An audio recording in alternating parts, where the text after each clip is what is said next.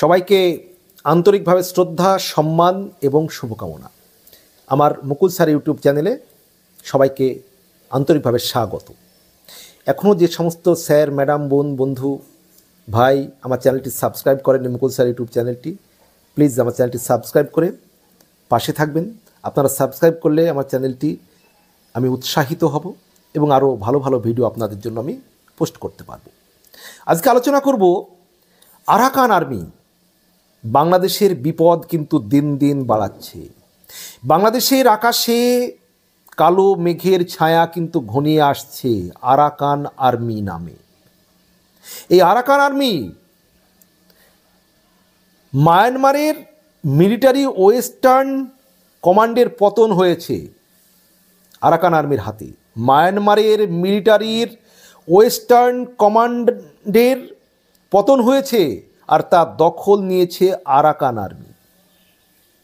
আর এর পাশেই কিন্তু রয়েছে বাংলাদেশ। যেহেতু পতন হয়েছে মায়ানমার মিলিটারির ওয়েস্টার্ন কমান্ডের আর তার দখল নিয়েছে আরাকান আর্মি, এবং সেই যে সদর দপ্তর যে রাখাইন প্রদেশে অবস্থিত তা বাংলাদেশের একেবারে সীমান্তের কাছেই অবস্থিত।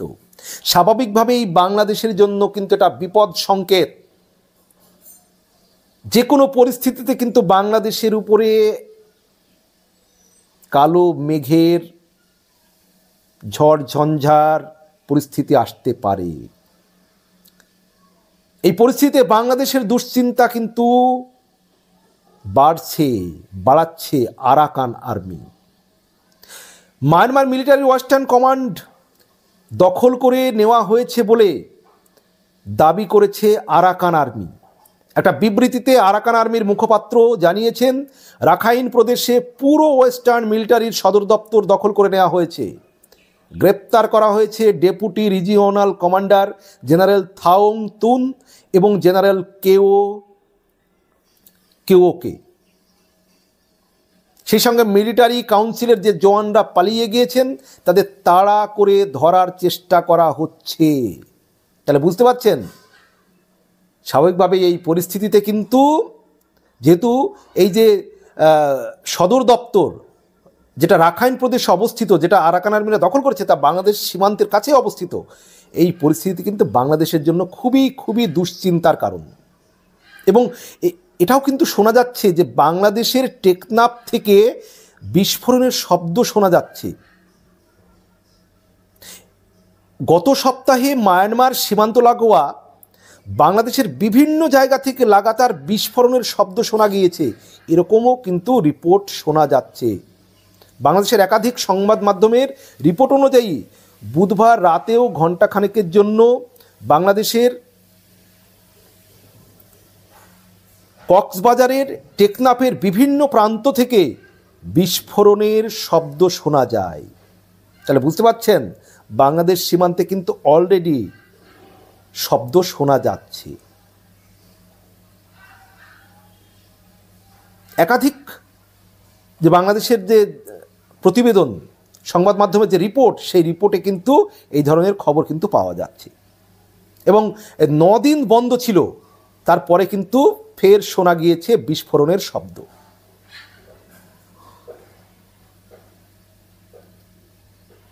বুধবারের আগে 9 দিন টেকনাফ থেকে কোনো বিস্ফোরণের আওয়াজ কানে আসেনি,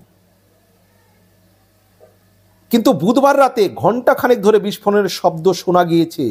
সেই পরিস্থিতি নতুন করে স্থানীয় বাসিন্দাদের মনে উদ্বেগ তৈরি করেছে। আতঙ্কে রাত কাটছে বলে দাবি করা হয় টেকনাফ প্রশাসনের তরফ থেকে। বুঝতে পারছেন, টেকনাফ প্রশাসনের তরফ থেকে জানানো হয়েছে যে আতঙ্কে রাত কাটছে। অর্থাৎ আরাকান আর্মি কিন্তু বাংলাদেশের জন্য ভয়ঙ্কর অশনি সংকেত। এবং বাংলাদেশ মায়ানমার সীমান্তে আরও নজরদারি বাড়িয়েছে। বাংলাদেশ যে বাংলাদেশ এবং মায়ানমার সীমান্তে নজরদারি বাড়িয়ে দিয়েছে। নাপ নদীর পূর্ব দিকে মায়ানমার অবস্থিত। টেকনাফ প্রশাসনের তরফে জানানো হয়েছে, সীমান্তে বাংলাদেশ উপকূলরক্ষী বাহিনী এবং বিজিবি অর্থাৎ বর্ডার গার্ড বাংলাদেশ নজরদারি বাড়ানো হয়েছে। স্থলপথে নজরদারি চলছে, নজরদারি চালানো হচ্ছে জলপথেও। প্রশাসন কিন্তু সতর্ক। এখন বাংলাদেশের দিক থেকে কী সমস্যা হতে পারে? যারা বিশেষজ্ঞ, সেই বিশেষজ্ঞদের মতে মায়ানমারে এখন যে পরিস্থিতি তৈরি হয়েছে তাতে বাংলাদেশের অনুপ্রবেশ আরও বাড়তে পারে। বাংলাদেশে অনুপ্রবেশ আরও বাড়তে পারে। কাদের অনুপ্রবেশ ঘটতে পারে? রোহিঙ্গাদের নিয়ে বাড়তে পারে সমস্যা। জটিল হতে পারে রোহিঙ্গা প্রত্যাবাসনের বিষয়টিও, যেটা বাংলাদেশে যারা রোহিঙ্গা আছে সেই রোহিঙ্গাদের যে মায়ানমারে ফিরিয়ে নেবে কিনা সেই প্রত্যাবাসন, সেটা কিন্তু সমস্যা হতে পারে। আর সেই পরিস্থিতিতে মায়ানমারের ঘটনা নিয়ে বাংলাদেশে উদ্বেগ তৈরি হয়েছে বলে মনে করছে কিন্তু বিশেষজ্ঞ মহল, সংশ্লিষ্ট মহল। অর্থাৎ রোহিঙ্গাদের যে প্রত্যাবর্তন, সেই প্রত্যাবর্তনে কিন্তু আরও সমস্যা কিন্তু মানে প্রত্যাবর্তন বা প্রত্যাবাসনের কথা যেটাই আমরা বলি, সেটা কিন্তু আরও জটিল হলো সমস্যা। এবং এই রোহিঙ্গারাই আরাকান আর্মি, এই আরাকান আর্মি কিন্তু বাংলাদেশের জন্য যথেষ্ট উদ্বেগের কারণ, ভয়ের কারণ। তারা যে কোনো মুহূর্তে কিন্তু কক্সবাজার সীমান্ত দিয়ে প্রবেশ করতে পারে বাংলাদেশের সীমান্তে। তারা বাংলাদেশের সেন্ট মার্টিন দ্বীপের দিকে অগ্রসর হতে পারে যে কোনো মুহূর্তে, বাংলাদেশের প্রশাসন যদি সেটা কাউন্টার করতে না পারে।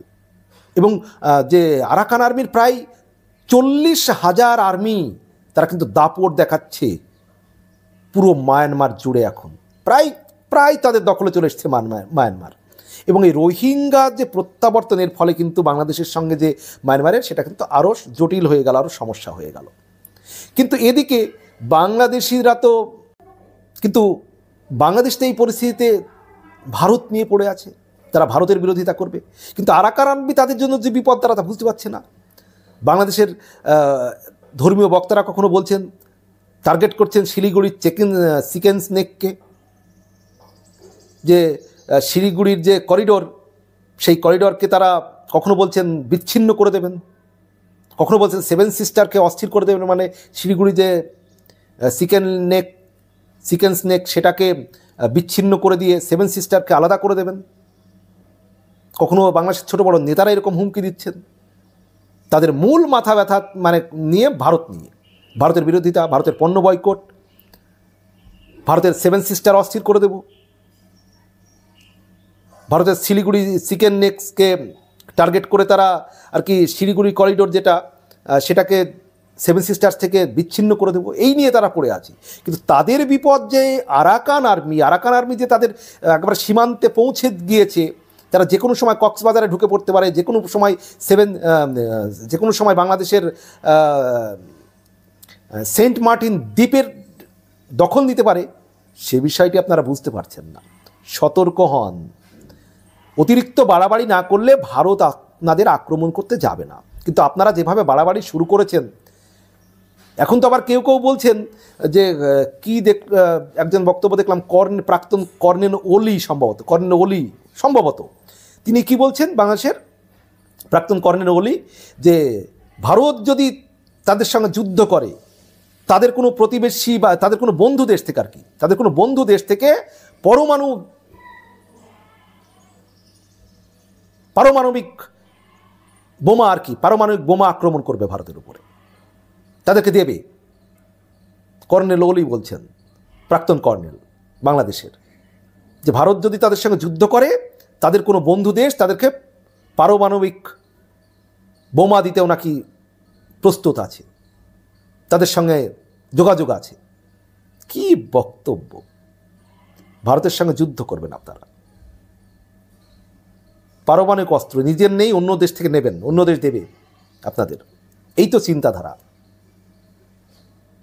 আপনারা ভারতকে নিয়ে কম ভাবুন। ভারত আপনাদেরকে খুব বেশি বাড়াবাড়ি যদি না করেন, বাংলাদেশি মানে কিছু মানুষ, বাংলাদেশের ম্যাক্সিমাম মানুষ ভারতকে বন্ধু ভাবে, আমরা ভারতীয়রা বাংলাদেশকে বন্ধু ভাবি, একবার পরিষ্কার কথা। ভারতের মানুষ বাংলাদেশের মানুষকে সম্মান করে, শ্রদ্ধা করে, মর্যাদা দেয়। বাংলাদেশের মানুষও ভারতীয়দের বন্ধু ভাবে। প্রতিবেশী রাষ্ট্র হিসেবে দুই দেশের সঙ্গে সুসম্পর্ক থাকবে, এটাই সবার জন্য ভালো। কিন্তু কিছু মানুষ আছে যারা উগ্র ভারত বিরোধী, তারা একটু ভাবুন, বেশি বাড়াবাড়ি করবেন না, ভারত আপনাদেরকে আক্রমণ করতে তাহলে যাবে না। আপনারা চিন্তা করুন আরাকান আর্মি নিয়ে। আরাকান আর্মি আপনাদের কি করতে চলেছে, কি সমস্যায় পড়তে চলেছেন, সেটা নিয়ে একটু ভাবুন। বাকি আপনারা কে কি মনে করেন? বন্ধু, ভাই, বোন, স্যার, ম্যাডাম, ভারত বাংলাদেশের সমস্ত আমার যারা দর্শক তাদের কাছে বিনীত অনুরোধ, আপনারা কমেন্ট করে জানাবেন আপনাদের মতামত। অনুরোধ রইল। ভালো থাকবেন, সুস্থ থাকবেন, সবার জন্য শুভকামনা।